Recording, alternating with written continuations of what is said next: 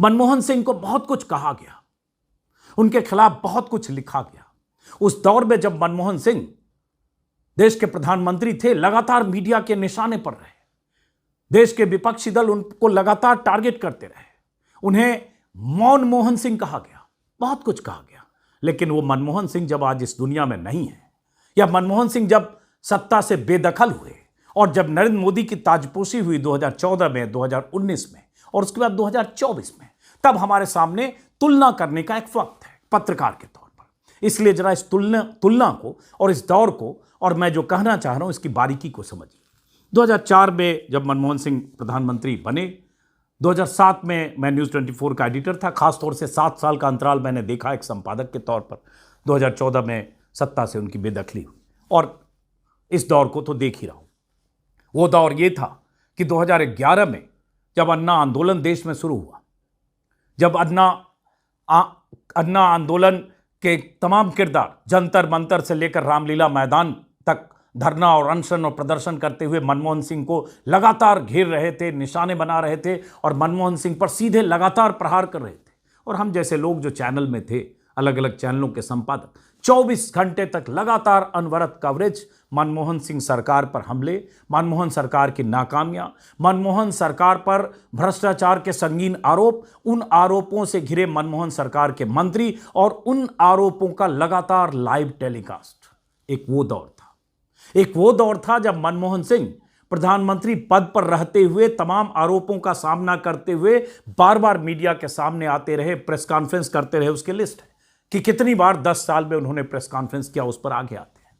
और एक ये दौर जब देश के प्रधानमंत्री मुखर प्रधानमंत्री है, वो प्रधानमंत्री जिन्हें कहा गया मौन मोहन सिंह, ये प्रधानमंत्री जिन्हें माना जाता है बहुत मुखर है, लेकिन वो मौन मोहन सिंह लगातार मीडिया के सवालों का सामना वैसे दौर में करते रहे जब वो आरोपों के घेरे में थे। और ये मुखर प्रधानमंत्री, जैसा कि मैंने कहा, अब 11 साल होने वाले हैं, एक बार भी 10.5 पौने 11 साल में नरेंद्र मोदी ने कोई प्रेस कॉन्फ्रेंस नहीं की है। कहीं मीडिया के सीधे सवालों का जवाब बतौर प्रधानमंत्री सामने आकर उन्होंने नहीं दिया है। सवालों का जवाब उन्होंने कैसे दिया है, किस तरह के इंटरव्यू दिया है, आप सब जानते हैं। लेकिन बात जरा मनमोहन सिंह की और फिर मोदी की भी करते हैं। मनमोहन सिंह उस दौर में, खासतौर से 2011, 12, 13, 14 का जिक्र मैं करूंगा। जैसा कि मैंने कहा, मैं एडिटर था न्यूज़ 24 का, बहुत सारे हमारे साथी अलग अलग चैनलों के एडिटर थे और उस दौर में हर रोज सिर्फ और सिर्फ मनमोहन सिंह सरकार के खिलाफ 24 घंटे देश में एक राजनीतिक माहौल बना था। अन्ना आंदोलन, केजरीवाल, उनके साथ बीजेपी और पूरी मशीनरी और विपक्ष, और 24 घंटे के लाइव कवरेज के दौरान मैं महसूस करता रहा। और आज मैं अगर एनालाइज करता हूं, पीछे पलटकर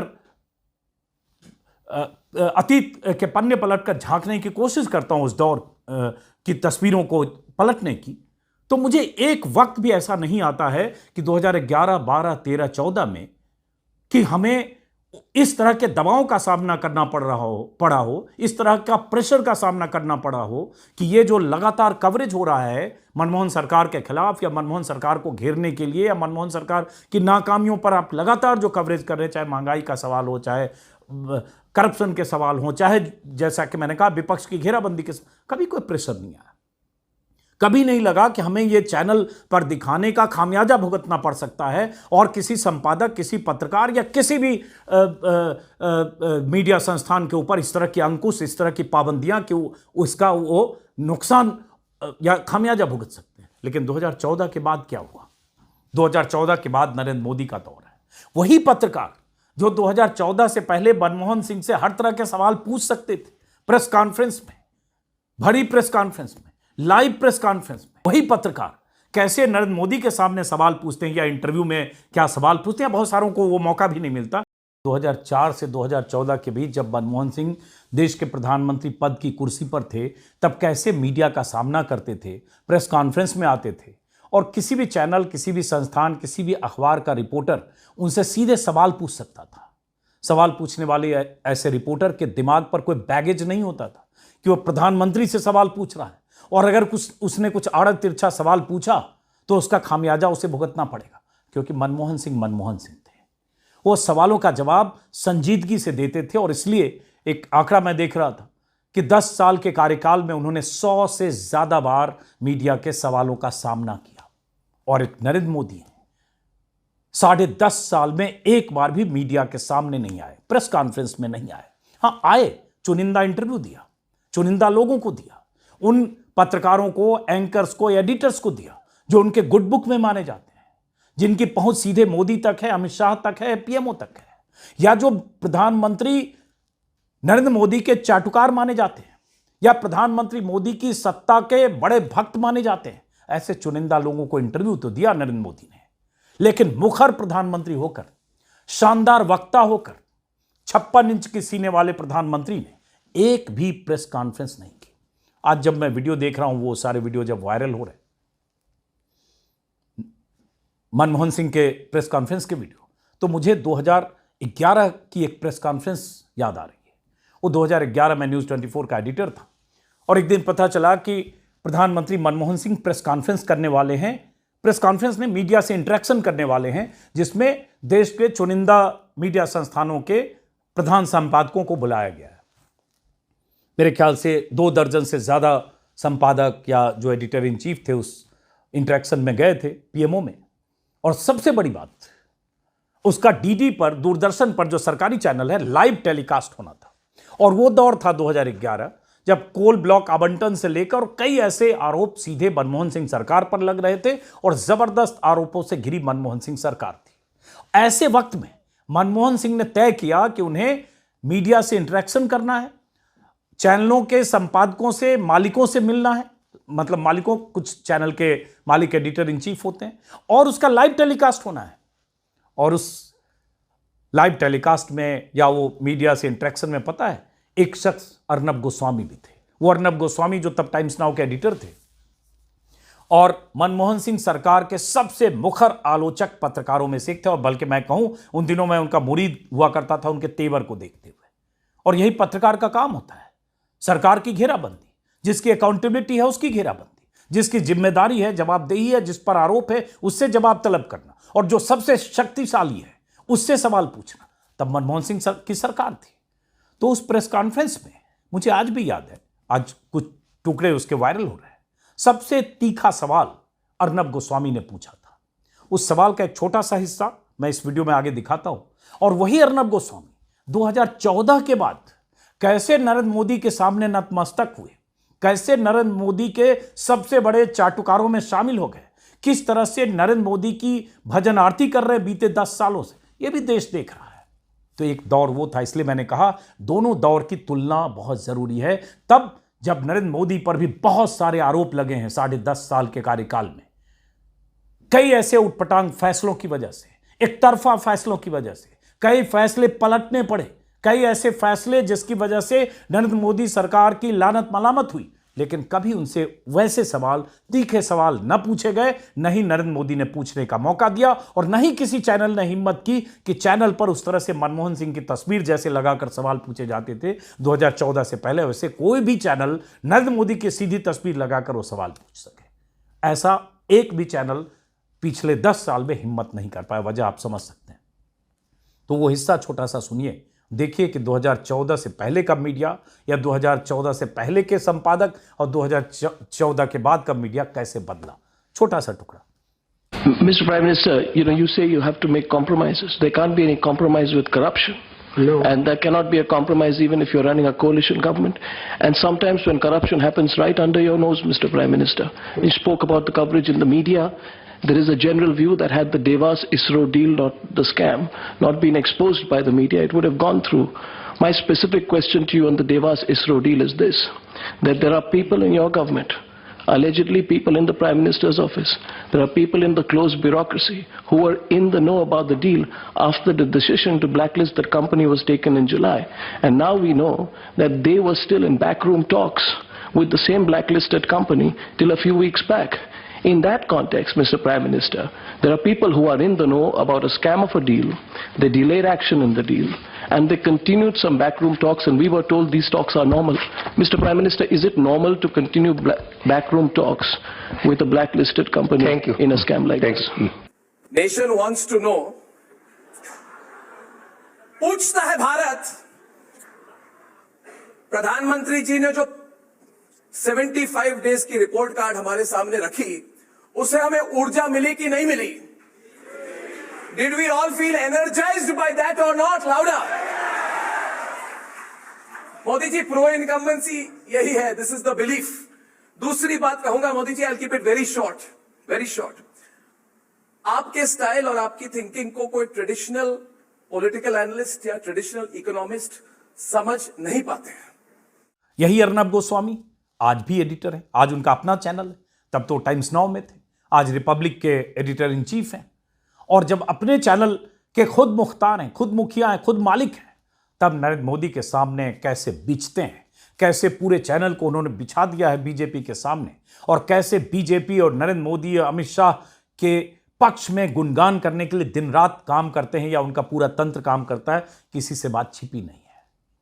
लेकिन अगर 2014 के पहले मनमोहन सिंह इसी तरह से, जैसे आज नरेंद्र मोदी के दौर में अंकुश लगता है मीडिया पर, किसी की हिम्मत नहीं है कि नरेंद्र मोदी की आलोचना कर सके, किसी की हिम्मत नहीं है कि नरेंद्र मोदी से सवाल पूछ सके. अगर मनमोहन सिंह की फितरत वैसी होती 2010, 9, 11, 12 में, तो क्या मीडिया उस तरह से सवाल पूछ सकता था?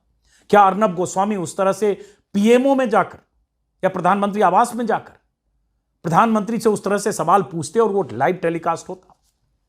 लेकिन वो दौर मनमोहन सिंह का था. ऐसे बहुत सारे प्रेस कॉन्फ्रेंस हमने देखे हैं. एक दो और सवाल मैं देख रहा हूं वायरल हो रहा है. राहुल कमल जो टीवी टुडे के एडिटर हैं, उनका भी एक वीडियो वायरल हो रहा है.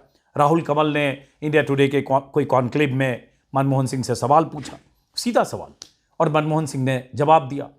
ये लगभग 30-35 सेकंड का वीडियो है जिसमें राहुल कमल प्रधानमंत्री मनमोहन सिंह से सवाल पूछ रहे हैं. That are now besieging your government, do you get the sense, sir, that your own personal esteem in the eyes of the people of India has fallen some notches because of these allegations? And can you assure this audience, sir, that to the best of your knowledge, during the no confidence motion, no money exchanged hands and the Congress party and your government did not purchase votes to stay on in power, sir? I have no Rahul कमल आज भी India today में है. फर्क यह है कि प्रधानमंत्री की कुर्सी पर आज नरेंद्र मोदी है, और नरेंद्र मोदी कैसे काम कर रहे हैं और कैसे मीडिया के साथ उनका बर्ताव है, कहने की जरूरत नहीं है.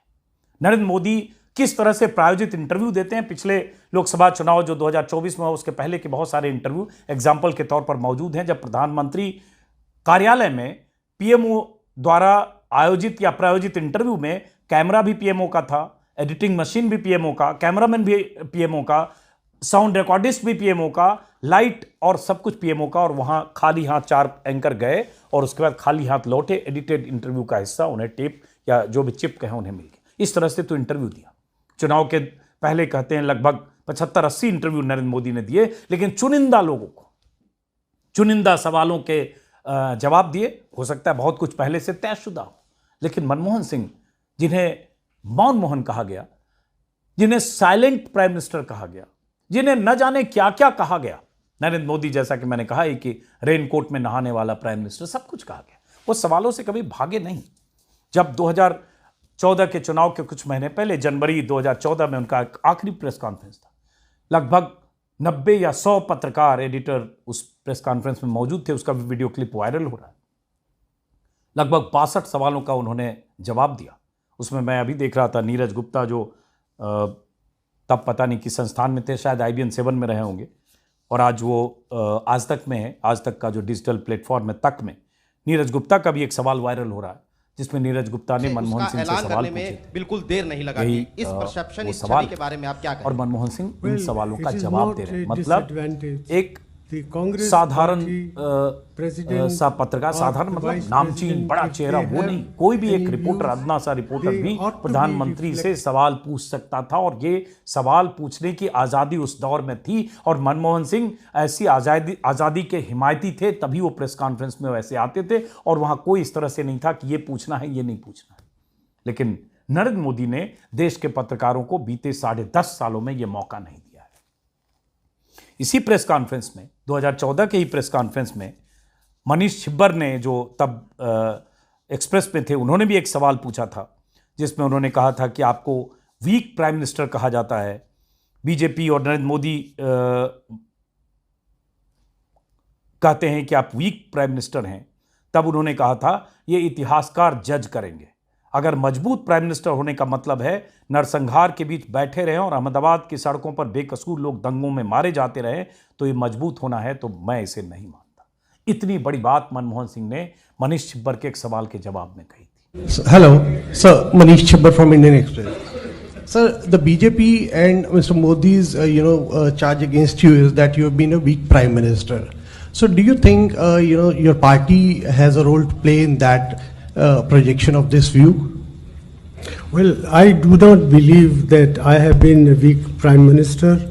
That is for the historians to judge, and the BJP and its associates may say whatever they like. But if by strong prime minister you mean that you preside over the mass massacre of innocent citizens in the streets of Ahmedabad, that is the measure of strength. I do not believe that sort of strength this country needs, least of all in it. मजबूत और कमजोर होने की पहचान अगर जुबानी जमा खर्च से है, तो इसमें कोई शक नहीं कि नरेंद्र मोदी अव्वल है। मजबूत होने की पहचान अगर यह है कि कुछ भी बोलो, कुछ भी जुमले छोड़ो, बड़ी बड़ी बातें करो, बड़ी बड़ी डींगे हाँको, तो नरेंद्र मोदी अव्वल है। लेकिन मीडिया की आजादी, अभिव्यक्ति की आजादी, अभिव्यक्ति का अधिकार, इसको लेकर बीते 10 साढ़े 10 सालों में, पौने 11 सालों में क्या हुआ, कितने पत्रकारों के साथ दमनात्मक कार्रवाई की गई, कैसे कैसे पत्रकारों को सलाखों के पीछे भेजा गया, उनके खिलाफ संगीन धाराएं लगाई गई बीजेपी रूल्ड स्टेट में, और क्या रवैया है नरेंद्र मोदी की सरकार का, और किस तरह से बहुत सारे लोगों को मुख्य धारा के चैनलों से या संस्थानों से बाहर होना पड़ा। कैसे एक लंबी लिस्ट है प्रताड़ित पत्रकारों की जो नरेंद्र मोदी राज में प्रताड़ित हुए हैं, क्योंकि इस सरकार को, इस रिजीम को किसी भी सूरत में ऐसे चेहरे, ऐसे संपादक, ऐसे लोग नहीं चाहिए जो मुखरता से आलोचना करे और किसी बड़े संस्थान में हो, और उसके संचालन, ऐसे पत्रकारों के संचालन की बागडोर पीएमओ में हिरेन जोशी संभालते हैं, और उनके नेटवर्क में ऐसे पत्रकार हैं सब जो सरकार के चाटुकार हैं। राजदीप सरदेसाई ने तो एक किताब लिखी है, उसमें 25-30 पन्नों में ऐसा एक चैप्टर ही लिख दिया जिस पर मैंने पहले वीडियो भी बनाया था।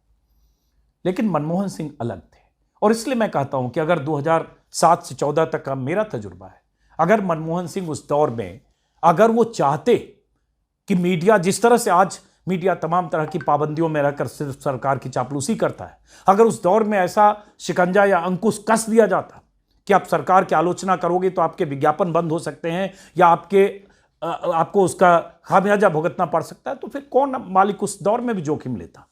लेकिन वो दौर मुझे याद है 9, 10, 11, मुझे साल ठीक से याद नहीं है, शायद 2009 ही था, जब मनमोहन सिंह ने लाल किले से भाषण में शायद कहा था कि 100 दिन में हम महंगाई कम करेंगे, अगर मुझे ठीक से याद है तो। और मैं न्यूज़ 24 में एडिटर था, और उसके बाद जब 90 डेज हो गए थे तो हमने काउंटडाउन चलाना शुरू किया, कहां खत्म हुई महंगाई, और मनमोहन सिंह की तस्वीर के साथ। और हर ऐसे मौकों पर हम लोग प्रधानमंत्री की तस्वीर लगाकर सवाल पूछते थे। लेकिन क्या आपने बीते 10 सालों में कभी प्रधानमंत्री नरेंद्र मोदी से कोई सवाल पूछा जाते देखा है? सवाल वही होंगे जो पूछे जाते हैं, आप थकते क्यों नहीं, आप टॉनिक कौन सा लेते हैं, या उस तरह के चापलूसी वाले इंटरव्यू जो हुए हैं, या अर्नब गोस्वामी का वो बदला हुआ रूप। ये एक अंदाज था मनमोहन सिंह का कि तल्ख सवालों का भी बहुत संजीदगी से, सहजता से, विनम्रता से जवाब देते थे। एक मैं आज ही वायरल वीडियो देख रहा था, 2018 का है, जब उनकी किताब के विमोचन के मौके पर उनसे पूछा गया, कोई सवाल पूछा गया कि लोग कहते हैं आप साइलेंट प्राइम मिनिस्टर थे, ऐसा कुछ सवाल पूछा गया था शायद, तो उसका उन्होंने जवाब दिया था। मैं चाहता हूं वो जवाब पहले सुनिए। People say I was a silent prime minister. I was not the prime minister who was afraid of talking to the press. I met the press regularly, and on every foreign trip that I undertook, I had a press conference on return in the plane or after, immediately after landing, of those press conferences whose results are also described. And I remember very vividly in 2005 when I went to Washington, the National Press Club invited me to address. Our officials were nervous that I will not be able to manage the National Press Club, but that was a very successful conference, and that conference, its verbatim record is published in these volumes. That will give you an idea of what I was able to achieve in dealing with ladies and gentlemen of the press. Manmohan Singh ने खुद कहा कि लोग कहते हैं मैं silent prime minister था, मैं वैसा पीएम नहीं था जो प्रेस से डरता था, मैं प्रेस से रेगुलर मिलता था, हर विदेशी दौरे के बाद मैं प्रेस कॉन्फ्रेंस करता था। और यही सच है, यही हकीकत है। अगर 56 इंच की छाती आपकी है, अगर आप इतने मुखर, ताकतवर, इतने कॉन्फिडेंस वाले प्रधानमंत्री हैं, तो फिर क्यों नहीं सवालों का सामना करते हैं? तो एक पत्रकार के तौर पर तो हम यही जज करेंगे कि 10 साल और इस 10 साल में बहुत कुछ बदल गया। आज ही मैं देख रहा था मनीष तिवारी जो मनमोहन सिंह सरकार में मंत्री थे, उनका एक ट्विटर पर मैं टेक्स्ट देख रहा था कि मनमोहन सिंह ने 2004 से 2014 के बीच 117 बार प्रेस कॉन्फ्रेंस की या प्रेस का सामना किया, जिसमें फॉरेन ट्रिप्स के दौरान 72 बार, चाहे वो ऑन बोर्ड किया हो या दिल्ली आने के बाद किया हो, एनुअल प्रेस कॉन्फ्रेंस 10, चूँकि 10 साल सरकार में रहे, डोमेस्टिक और स्टेट विजिट के दौरान 23 बार मीडिया के सवालों का सामना किया, इलेक्शन पॉलिटिकल मैनिफेस्टो के दौरान 12 बार सवालों का सामना किया, मीडिया के सवालों का बार बार मैं ये कहता हूँ। तो आखिर क्या वजह है कि नरेंद्र मोदी ने 10.5 साल में, पौने 11 साल में एक बार भी प्रेस कॉन्फ्रेंस का सामना नहीं किया, या मीडिया का उस तरह से सामना नहीं किया जैसे मनमोहन सिंह ने किया? नहीं, कुछ तो अपने चुनिंदा चाटुकार पत्रकारों का ही सामना करिए। कब सामना किया? इंटरव्यू में, प्रायोजित इंटरव्यू में, सब कुछ जहां तयशुदा होता है, चुनिंदा चेहरे, वही चेहरे जो उनके गुड बुक वाले हैं, या फिर कभी कभी दिवाली मिलन के मौके पर, या किसी ऐसे उत्सव के मौके पर, जब आपको देश के बड़े बड़े चैनलों के एंकर, एडिटर चेहरे हाथ जोड़े हुए नरेंद्र मोदी के सामने दिखेंगे, वही सामना होता है। तो ये मनमोहन सिंह मौन थे, कम बोलते थे, चुप रहते थे, लेकिन इन सब के बीच वो काम में यकीन करते थे, उनकी शैली अलग थी। इसलिए एक मीडिया कर्मी के तौर पर, एक एडिटर के तौर पर, तो मैं उस 2004 से 2014 के कार्यकाल को मीडिया के लिए स्वर्णिम काल मानता हूं। तो फिलहाल मनमोहन सिंह को एक ऐसे लोकतांत्रिक, ऐसे डेमोक्रेटिक, ऐसे अभिव्यक्ति की आज़ादी के पक्षधर, आज़ाद मीडिया के पक्षधर प्रधानमंत्री के तौर पर भी याद करने का दिन है। प्रधानमंत्री के पद पर रहते हुए उनकी बहुत सारी आलोचना हुई, उस पर भी बहुत कुछ लिखा गया है, लेकिन 2014 के जनवरी के उस प्रेस कॉन्फ्रेंस के दौरान ही जब सुनील प्रभु ने एक सवाल पूछा था, तब प्रधानमंत्री मनमोहन सिंह ने कहा था, उसके पहले भी उन्होंने कहा कि I honestly believe history will be kinder to me than the contemporary media and opposition parties. मुझे उम्मीद है, मैं विश्वास करता हूं कि इतिहास मेरे प्रति दयालु रवैया अख्तियार करेगा, कंटेम्पररी मीडिया और अपोजिशन पार्टी को अलग रखें तो। So, sir, my question is very simple and straightforward on the issue. I know there have been a lot of questions on corruption, on various other issues, but personally for you, many will accuse you, as you said, history has to be kind and look at you and you'll come out unscathed. But many will look at you personally as being unable to actually act or rein in your own cabinet ministers. The fact that you allowed a situation to go out of hand, that you failed to act politically, which was required, and that you kept going back to a co-group or to various other people but refused to act, and that is why we came to a stage where even the Supreme Court asked the Prime Minister's office and even indicted it for various acts of omission and commission. So how do you respond to that politically, and how do you see your legacy because of the failure of you to act in a Well, I honestly believe that history will be kinder to me than the contemporary media. और यही है, इतिहास 10 साल बाद, 20 साल बाद, 30 साल बाद जब मूल्यांकन करेगा, तब मूल्यांकन करेगा कि 2004 से 2014 के बीच क्या हुआ और 2014 से 2024 के बीच क्या हुआ। देश में आज जो नफरत की खेती हो रही है, जिस तरह से जहर की खेती हो रही है, जिस तरह से सांप्रदायिक राजनीति हो रही है, जिस तरह से हिंदू मुसलमान हो रहा है, जिस तरह से संभल से लेकर अजमेर तक और ज्ञानवापी से लेकर देश के अलग अलग हिस्सों में एक माहौल बनाया जा रहा है, ये सब मनमोहन सिंह के कार्यकाल में न हुआ, न होता, न होने देते हैं। हाँ, सरकारों पर आरोप लगते हैं, उनकी सरकार के समय भी बहुत सारे ऐसे फैसले गलत हुए, उनकी सरकारों की नाकामियों की भी लंबी लिस्ट है, भ्रष्टाचार के आरोप लगे, लेकिन फिर भी मनमोहन सिंह, आज जब मनमोहन सिंह का मूल्यांकन किया जाएगा और किया जाता है, तब लगता है कि मनमोहन सिंह 10 साल में वो कर गए जो इतिहास में दर्ज होगा, और जब उनका मूल्यांकन होगा तो एक शानदार शख्सियत, एक शानदार प्रधानमंत्री और एक ईमानदार प्रधानमंत्री के तौर पर होगा। फिलहाल इस वीडियो को यहीं खत्म करते हैं, फिर मुलाकात होगी। एक मीडिया कर्मी के तौर पर मेरी तरफ से मनमोहन सिंह को श्रद्धांजलि।